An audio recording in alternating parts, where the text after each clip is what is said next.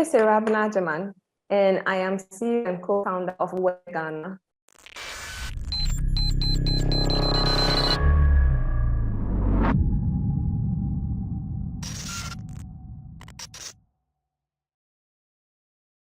Hey, it's Kellen, and today on Diversified Game, I have the creator of Awura Ghana, Abena, our sister all the way from Ghana.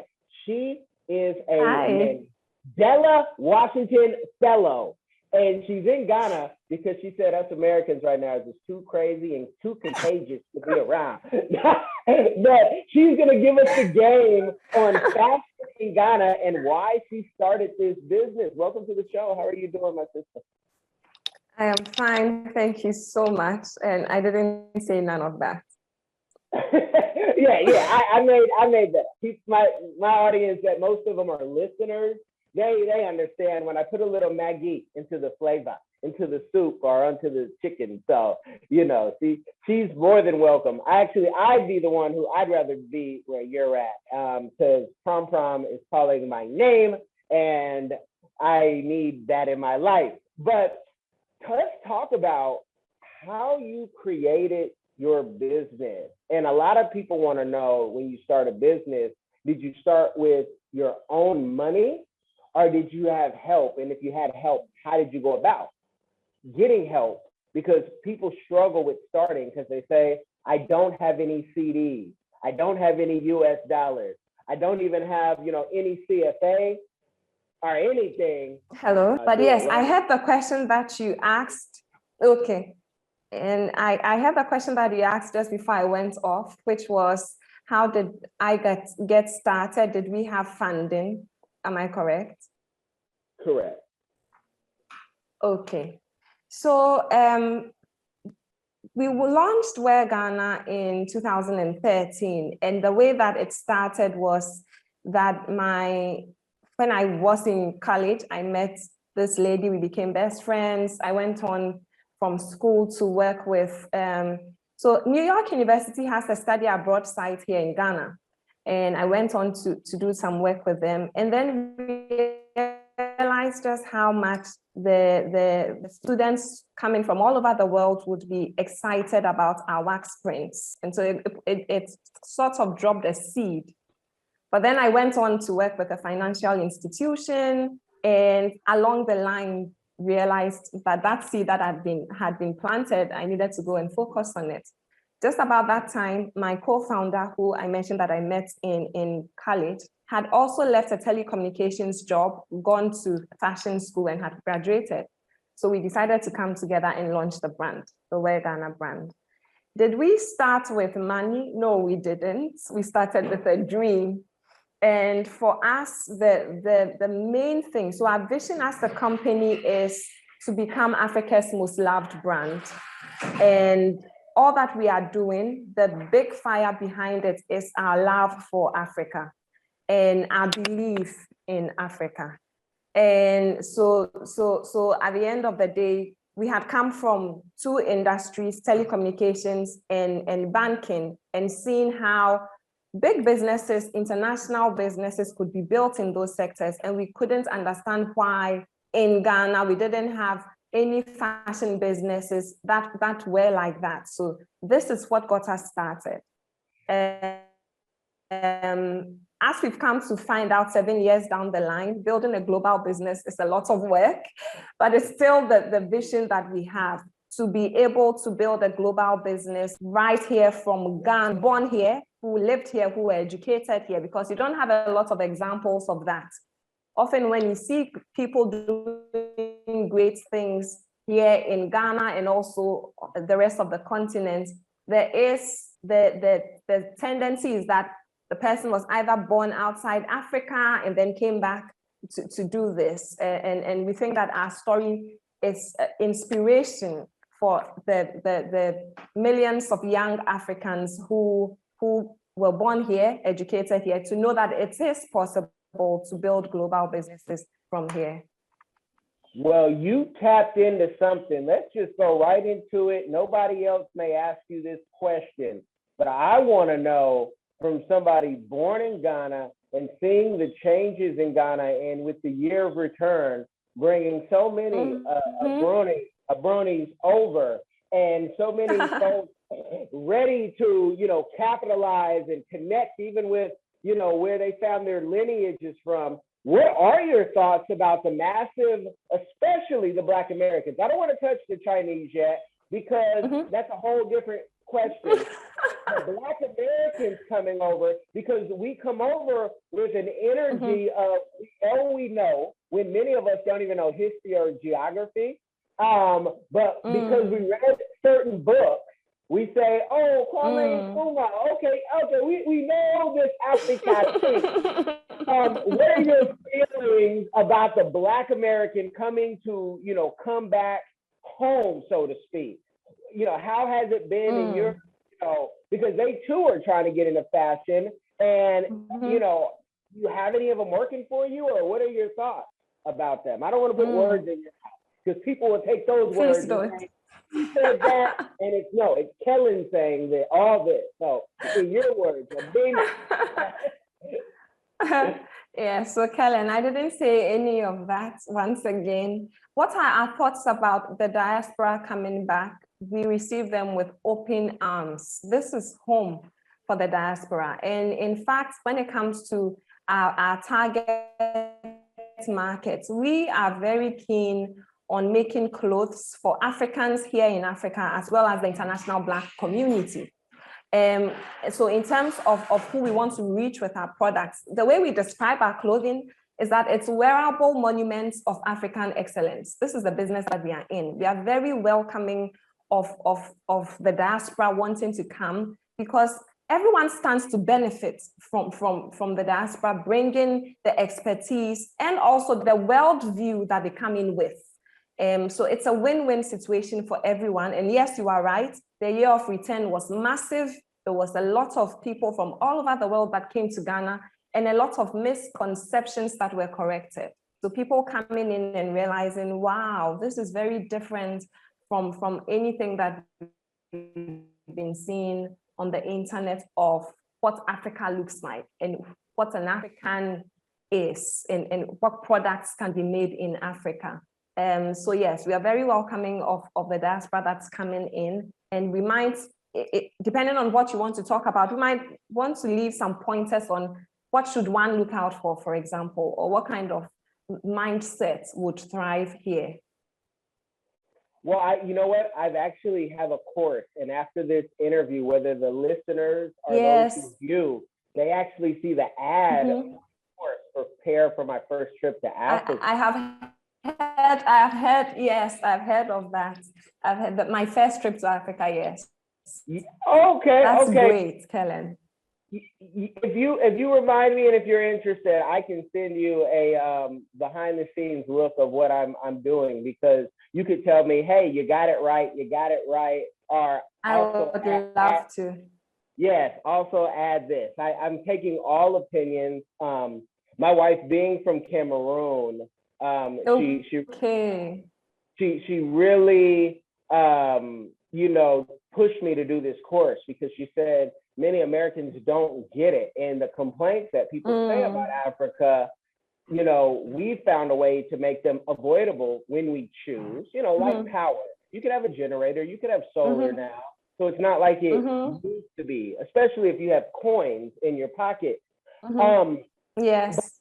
But I'm going to move on. I'm going to move on to the more positive stuff, because one thing I love about your clothing, and maybe you'll tell me I'm wrong on this, but I'm seeing $20 in US, 120 CDs, $20 Now, in the States, I almost want to order everything when I see it at that price. But with shipping, if somebody's ordering from wherever outside of Ghana, how much more is it to ship to a Florida, to a New York City, a California? Yeah, great question. Great question. And I'll start answering by quoting something that Jeff Bezos said once, and he was talking about why Amazon has been successful. And one of the things he said was, there was infrastructure that was built upon which entrepreneurs like him could build upon. Here in Africa, we are at the point where that infrastructure is now being built. So when you talk about shipping costs, they are quite high. We can ship to Florida. If it's one set, we would ship to Florida, and it would be about the cost of the item that you're buying, if it's that one set. But what we've done as a business is also to find solutions around how we can make it more cost effective for our customers. So for example, for the shipping partner that we work with, if you were buying up to about 3 items, the shipping cost is flat. So then if you calculate the price per item, shipping price per item, then it begins to make a lot more sense, which would mean that you are spending maybe just about $5-7 shipping each item in. But here's also what we want to do as a company to make it even better. We are looking for partnerships. We are looking for shops to stock. We are looking for people who will be our stockists across the continent, because like I said, we are very interested in clothing Africa, and also in places like the US, where we have seen a lot of demand for our products, so that we have sort of like a fulfillment center, and all of that shipment cost doesn't have to be borne by that one customer. But at this point also, let me say a big thank you to all our international customers who still, in spite of the cost of shipping, make these purchases. Because, so if you're buying a shirt for, and this is high quality stuff, that's actually contributing to the progress of the motherland. And so if you're buying the shirt for $20 and you're having it shipped in, and you are spending, let's say, $37 thereabouts on the entire thing, it still compares quite well to some of the products that you have there that can be compared to the quality that they are providing. So yes. Okay, and with clothing, here's another question everybody asks. Mm-hmm. Well, how do I know if it's gonna fit me? I might have lots, not. And you know, your clothes are fit a black woman, but a black woman has so many different forms and curves and sizes, tugs.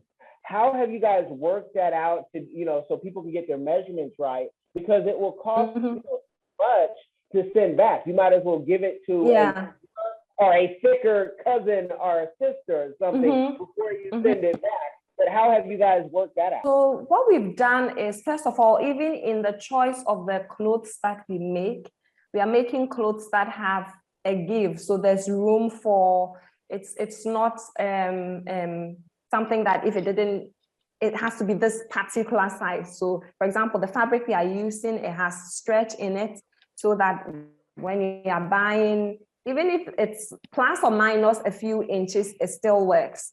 But what we usually do is a consultation process where we are asking questions like, so what size would you wear in the US? If you're a US 4, this is how it translates into the Wear Ghana 4, and we are going through pictures and all of that. That currently isn't very possible on the website, because on the website, you are going in there to choose your size. But on the website, what you would then see would be how it compares to the various sizes in the US or UK that you might be ordering from. And we've had a very good experience with in terms of sizes. Our return rate is really, really low. And when there are those situations, we have a conversation to know how we can resolve it for us and the customer. Yeah, because it's so difficult sometimes, because, you know, I sit at about 200 pounds, but like you had said before this interview, you know, Kellen, do you work out every day? Do you ever take a day off? I'm joking, folks. She didn't say all that, but I have to, you know, you got to boost yourself up. Charity starts at home. But, you know, there's certain shirts, some things are going to be a large, and then sometimes I'm shocked. I'm like, wait, my muscles can still fit in a medium? You know, so, you know, how do you figure out for like a 200-pound man that's, you know, almost 6 foot, but he's not there unless he's on his tippy toes, like, this is you're in a large, or you need an extra large? Like, how is it just us measuring ourselves at home and giving our best estimate? So well, when it comes to people measuring themselves, we always take it with a pinch of salt, because the tape measure will always tell you something. So in that consultation process, one of the things that we've had to become very good at is how to estimate people's sizes using pictures. So for example, we would ask you, send us 3 full-length pictures of yourself that are representative of what you look like now. Because if you sent us pictures from 2 years ago, that's not very helpful. And using that, we are able to do some very good guesswork of what size you would wear. We would also, for example, if we were still not sure, ask you to take pictures of some shirts that we have the labels so that we are sure of exactly what size you wear. I'm still going back to pointing out that on the website, this consultation process is not available if you just went on there and picked your size. So if you did that, then it should be because you are very sure of the size that you're getting. But outside of that, we are on Facebook, we are on Instagram, we are on, yes, we are on WhatsApp as Wear Ghana, WEARGHANA. Just send us a message and we are very happy to go through that consultation process to be sure that the item that you are getting, it's exactly what size it should be in. I'm sending you personally my stuff. So look out for the email. I'll try to keep my shirt on, but if I take it off, then I'm just auditioning for the next model pick, right? That's what I'm doing. You don't even have to audition. You've got the job. You've got the job already. Thank you. Yes, I got it. So I represent, big time influencers who love African wear. They've grown to love it. But, a lot of times you have to, when you go to Africa, it's like, okay, let's get it custom made. Or if you buy it in America, it's either, if it's on Amazon, everybody in the channel might have it, and it doesn't look the same because it's coming from China. So my question to you is the stuff is made in Ghana, and how many, designs do you make of each shirt so everybody's not wearing the same thing? Right, I've got you. So yes, our stuff is made in Ghana. We are very big on ensuring. So let me just backtrack and talk about what our mission is, and then I'll tie it to the question that you asked. So our mission sits on 3 pillars that we are very passionate about. 1 is promoting African excellence. 2 is inspiring the next generation of African entrepreneurs. And 3 is creating opportunities for women. And in doing so, 1, we ensure that our production, currently it's all based here in Ghana, but we are working on a regional expansion plan that will see us working with factories across the continent. So production is absolutely done here.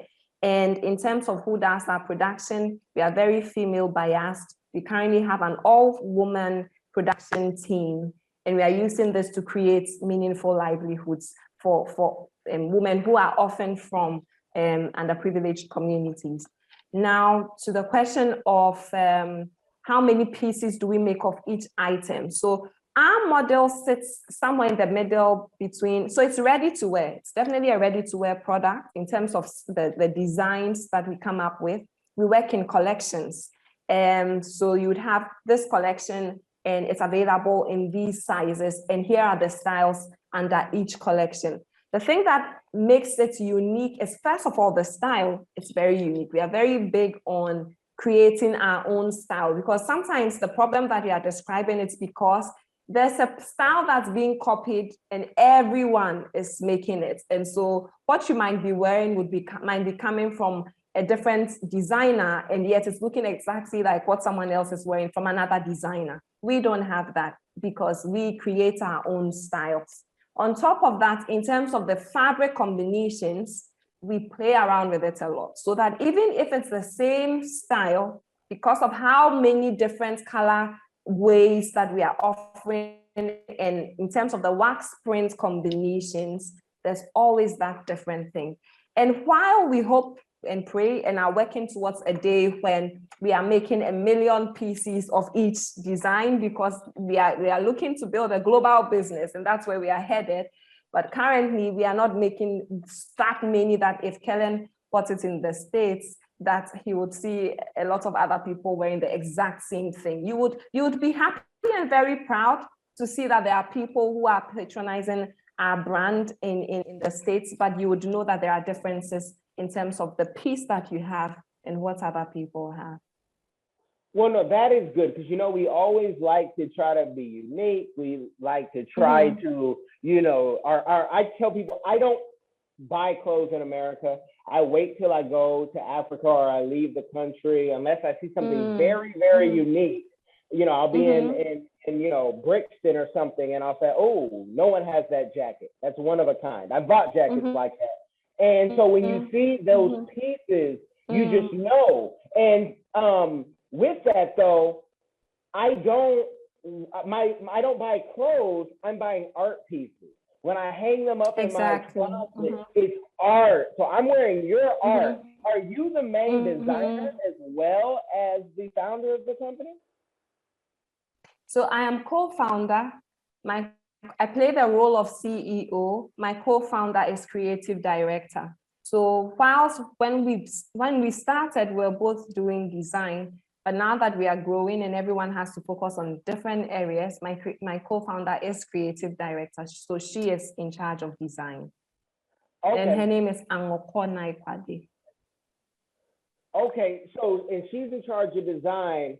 Let me ask you, does she have any background in designing for, you know, the movies in Ghana? Has she, you know, done any of the films there? So she hasn't done films, but she went to fashion school. My journey into fashion is very inexplicable because I have a science background, and then I read agriculture economics, then went into banking, and then now I'm in fashion. So that doesn't make any sense. She has always had the visual arts background and went to do some work in telecommunications, but then after that went to fashion school, and then we started a business together. Okay. I just wanted to know, so if, you know, people sometimes when they see things on Netflix and they see the designs and say, oh, I'm wearing what so-and-so is wearing. And I'm not really big into, I'm not big into brands. I'm big into, again, the art. And that piece just looks like something that fits me and that I should be wearing. Now, with your business is fresh, it's new, it's blossoming still, but I want to know. Yeah, can you hear me? Yes, but I didn't hear what you said. The last thing that you said. Your business is blossoming. I want to know, with success comes give back. So I want to know, what is a community give back that you are doing or that you would like to do in the future? So for us, impact, I know that now impact is such a catchphrase and everyone talks about impact, but we truly are a company that likes to pay it forward and to bring people along. Just when we turned 1, we did a donation so if anyone has been to Ghana, you know that the northern part of Ghana is particularly impoverished. And there's a clinic there called the Shekinah Clinic, run by an amazing gentleman who passed away very recently. But it's a clinic that runs for free. And when we turned 1, we did a donation, although at 1, we barely had any money. We put our little monies together, did a fundraiser, and did a donation to that clinic. I'll talk about some of the recent projects that we've worked on. There's one that we are particularly proud of, and it's called Hose. Hose in Ewe, which is one of our local dialects, means hope. And again, there's a situation in Ghana where people travel from the northern parts, which, like I just mentioned, is quite impoverished, to come to the south to look for opportunities. And many of these women, particularly women, would come and would be faced with very, very harsh situations, having to live in marketplaces, on the streets, have to fight off rape and all of that. And so in 2019, we launched this project, Hose. And the aim is to connect vulnerable women, particularly, with opportunities in corporate Ghana. And the way that we launched it was to pick 8 of these women, we call them kayaye here in Ghana, which means head porters. So how they make their living is when people go to the market to shop, and these are huge, huge, huge loads, they actually carry them on their heads. This is how they make their living. So we took 8 of these women, and there were 2 other gentlemen, also street boys. And we taught them how to model, because for us, we see fashion as a force of good. And there's this story of this model in Nigeria. She used to sell bread on the street. She was hawking bread. There was a photo shoot going on. She very randomly was passing by, camera caught her. The crew goes back to the States, sees the pictures. They're like, who is this woman? She must be a model. Finds her in Nigeria, and now she's a supermodel. I forget her name. So this is something we wanted to replicate. So we taught them how to model. We also took them through a series of sessions on financial literacy, on the importance of education, and stuff like that. And then on the night for the launch, we had invited dignitaries, we had ambassadors, we had people from corporate Ghana, and these ladies were the models. Now, the kind of transformation that happened, so the interaction that we had with them was about a period of a month of training. And I remember how when we first went into the market to recruit them, they laughed at us. They themselves, they thought we were crazy. That what? First of all, who is a model? And once we had showed them pictures of Tyra Banks and all of the international models, they're like, what are you thinking that you are saying we can be models? But during this period of training and transformation, we did before and after photo shoots. And even for us, it was quite the journey. But for the ladies, that was a huge paradigm shift. You could literally see how all the things that they have thought about what their lives were going to be were just changing. And that was just the launch. The plan was in 2020 to really roll the program out and then look for opportunities in corporate Ghana and match them to it. Unfortunately, once Corona struck, we had to put it on hold. But we are very happy that even after this 1 month training, we've had about 3 of them go back to school. And very recently so on Instagram, a gentleman sends us a message and he's wearing one of our clothes. And he's a model. So we think that it's just any model who has sent us a picture in our clothes. So we just give him a shout out and say, oh, thank you for wearing it. And he says, I know you don't recognize me, but I was one of the gentlemen that you worked with during that project. And now I'm actually a professional model. And we nearly cried ourselves sick that day. But that was the kind of impact that period had been able to make. So we are really looking forward to rolling the full project out, because we know that in terms of the transformation that will occur in some of these vulnerable communities, it will be huge. Again, during the lockdown, we partnered with an NGO called Food for All Africa. During the lockdown last year, we partnered with an NGO called Food for All Africa. And although business was tough during that time because operations had been hit, we were donating 5% of all our proceeds, and then also doing fundraising from our customers, our friends, everyone that we knew, to be able to provide food packs and essentials, so sanitizers and soaps, to vulnerable communities and those who were hardest hit by the pandemic. So these are some of the things that we work on, but at our very core, like I've mentioned, what our mission is, we are a company that wants to use the business of fashion to really transform the continent. And that's what we are happy to wake up every day to work on. No, I love that. I really, really love it. And I can hear the passion of the give back. Sometimes you ask people that and they, our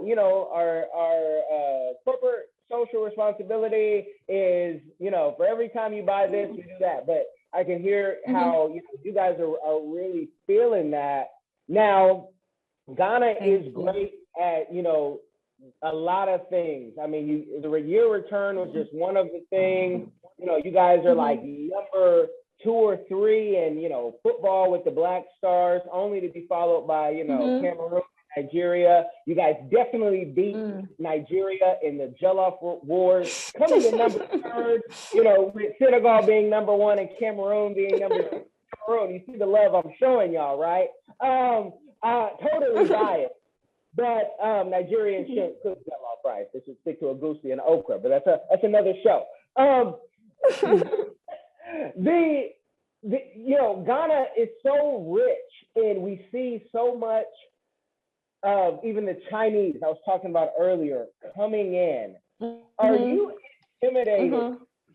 Are you happy with the infrastructure that the Chinese have come in to bring into your country? Let me answer your question in this way. If you look at how Africa is set up in terms of how we produce, in terms of how distribution happens, in terms of consumption. So if you look at the patterns around this, you will see that it's still very reflective of our colonial history. So Africa still, in terms of the patterns of production, is a producer of raw materials to the large extent, which then gets shipped out, and then value is added outside of the continent, a premium is slapped on it, and there goes Africa importing it again. And this doesn't make any sense, because everyone knows that while we are very rich when it comes to natural resources, we are still finding our way when it comes to creating wealth. So it doesn't make sense that we produce the raw materials, we have it shipped out, and then we buy it at a premium once value has been added. For us, whenever there's the question of Africa rising and Africa becoming prosperous, we are asking the question of Africa rising for who? Who is this enriching? So with all the development that happens, we want to go to the roots and see who is becoming wealthier because of these things that happen. Unfortunately, a lot of the time, when you have, and I don't want to mention any particular type of investors, but a lot of the time you realize that what happens is exploitation. So people will come from around the world, come and do the exploit, and Africa partnerships, like I mentioned on the diaspora. Hello? Yeah, I hear you. Hello? I got you. Yeah, I hear you. Oh, okay. So at what point did I lose you? I heard, Africa being exploited. And, right. And I hear you kind of, dancing around being political, and I get it. You wanna stay in the good graces of the politics and all the future funders, because you never know where your blessing will come.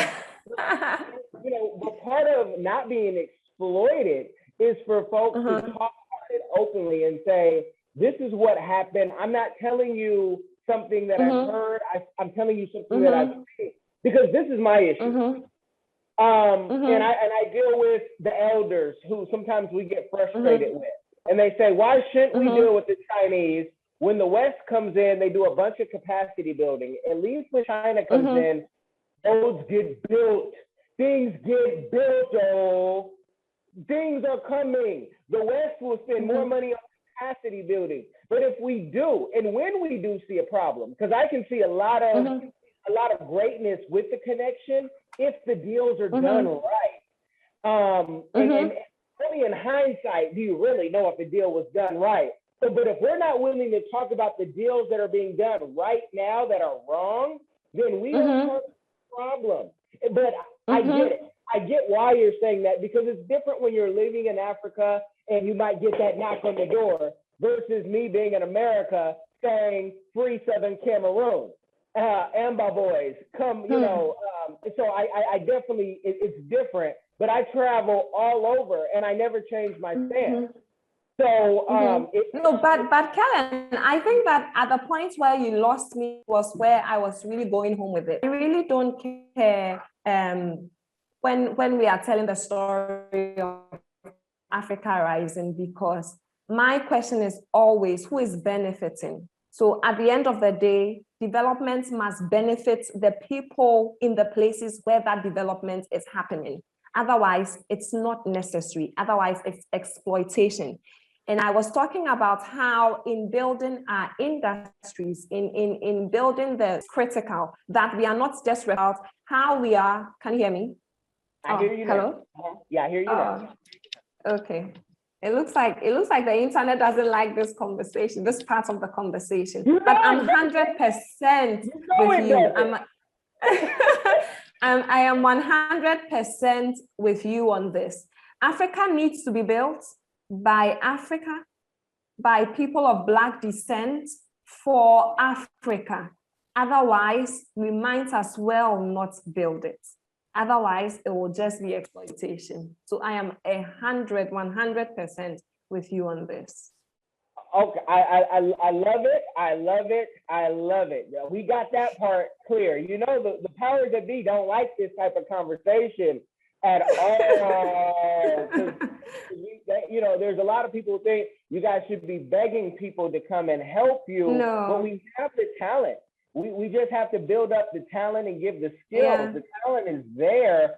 And Yes. I could go somewhere totally different, again, when I talk about Black Americans, because Black Americans come in as if they could fix it overnight and don't even know who the last two presidents were. And, and so I know you did a very good job when I first went that way of being, hey, Africans are welcome to come home. I'm saying this, people, if you come to a place, you need to know the history. You might need to know some tree. You might need to know the currency between the USD and the CD. Let me ask you this, because this is why we connected.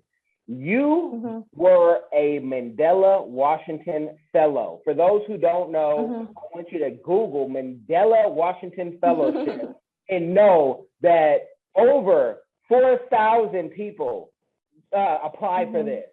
You know, I think it was like maybe 700 maybe have gotten it. I need to know what this fellowship has been to you, what it's all about, and how it's helped you, not just as a business owner, but as a person.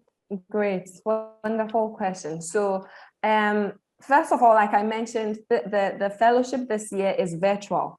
And when we were applying, we didn't know that it was virtual. So once we were told that it was going to be virtual because of the pandemic, we felt like, oh, we are not going to get the full experience. But let me tell you that this has been, and we are in the 5th week right now, this has been one of the greatest experiences of my life. First of all, for me, being able to connect with 700 other Africans from all over the continent who think the right thoughts. It's such an enriching and uplifting experience, because then you realize that we are in the right place and that the continent is going to be in the right hands, that the young people are looking for the right things, that we believe in the continent, we believe that we can be successful here, and we are willing to put in the time and the work that it will take. That has been one of the greatest things for me, just being able to connect with young African leaders across the continent and share what our thoughts are and share our frustrations as well and share our dreams and together find the solutions to the problems that we are working on. That has been incredible. In terms of what the fellowship has, it has 4 main pillars. I am on the business track, which means that I'm taking through courses on how to build business right. And the course content is great. But there's also the leadership part that's really focusing on how to leverage on our strengths to become better leaders for the organizations and that we lead and the spaces that we exist in.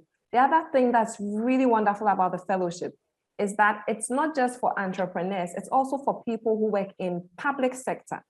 And anyone who has been to Africa knows that our public sectors, that's where most of the problems happen. So to have that situation where people working in the public sector who have the right mindsets are being trained on how to grow as leaders so that they can transform the public sector in the various countries, that's incredible. Now, for us as a business, like I've said, our focus and our target is really clothing Africans in Africa, as well as the international Black community. So the other thing that the fellowship has done for me is to help me to be able to network and know. So, for example, we've always been very interested in building a relationship with HBCUs. And here I am, I've been placed with Clark Atlanta University, which means that we are able to have conversations and know exactly what the roadmap should be after the fellowship in creating a relationship with the student body and the alumni. So wonderful opportunity, absolutely fantastic. And we thank Miss Valerie Harris at Clark and Dr. Mesfin for putting in the hard work and even putting this together. You know, I've gotten a model job. Dalita Moye, yes. All of it, give all the shout outs, because I'm just, you know, I want everybody. Talk about everybody who has, you know, benefited. Yes, please. So first of all, let me say big shout out to all the other fellows. It's been an interesting time. We are the first that's doing the fellowship in a virtual way. So we are having to combine the fellowship with work and life as it happens. And so shout out to all of us. It's been an interesting 5 weeks, and congrats to all of us, because we've had to put in a lot of work. I'd like to really thank the US Embassy here in Ghana that does all the interviewing. I don't know what the process is, but everyone that you speak to, you realize, wow, that process, it was really good in being able to select people whose hearts and minds are in the right place. And then I'd also like to thank Clark Atlanta University. So I am so excited that I was placed there, because every time we speak to, so we've had the opportunity to have a session with the president and the vice president, who Dr. Welsh. And when Dr. Welsh speaks about her passion for Africa, like, it's so tangible. And then to Dr. Bazuna, to Dalita Moye, to Miss Valerie Harris, to my coach, Marva Lewis, to Darvin Amari, and all of the staff that are working so hard to ensure that, although this is a virtual program, the content and the experience and the benefits that we are getting out of the fellowship, it's as real as it comes. So wonderful opportunity. We are very, very grateful. You guys have got the game. And if you go look in the description box, you will see wearghana.com, the link. Go there, follow them on Instagram, on all the social media. You know, we're going to talk offline about, you know, when are they going to go to YouTube and maybe their own podcast and show, but that will be offline talk that, you know, you'll see later in life. I thank you, Abena, for coming on. Thank you so much. Thank you. And I'm very interested in your course on coming to Africa for the first time. Please let me know how we can partner on this, because like I said, everyone will benefit from this, from working together. Thank you. You're going to get that. And, you know, you brought me back into modeling. I knew it was going to be an African company. So you guys, I'm back. Hi everyone. Have you ever been curious about visiting Africa? Which African country were you interested in? Kenya, Nigeria, Uganda, South Africa, Ethiopia? Which country are you interested in? My good friend Kellen Cash Coleman came up with a course called My First Trip to Africa that'll guide you through this process. It's only $20, and in this course you'll learn about passports, visas, vaccinations that you need before you go there, as well as a budget, how much the trip is going to cost. He also talks about what you should pack, what you should take with you, how you should travel on a budget. Did you know that $100 is worth 1,000 South African rand and over 10,000 Kenyan shillings? So imagine what you can do with $100 back home. I say back home because I'm from Sudan, I'm African, I already know how it's like. I know that, you know, when you convert Canadian and American money, it goes a long way when you're traveling across Africa. So if you're curious, if Africa is a place that you've always wanted to go, always wanted to move there, Kellen Cash is the person to ask. Check out the course. There's a little preview you can listen to before you actually purchase it. If you're interested in this course, visit www.diversifiedgame.com. Don't miss out.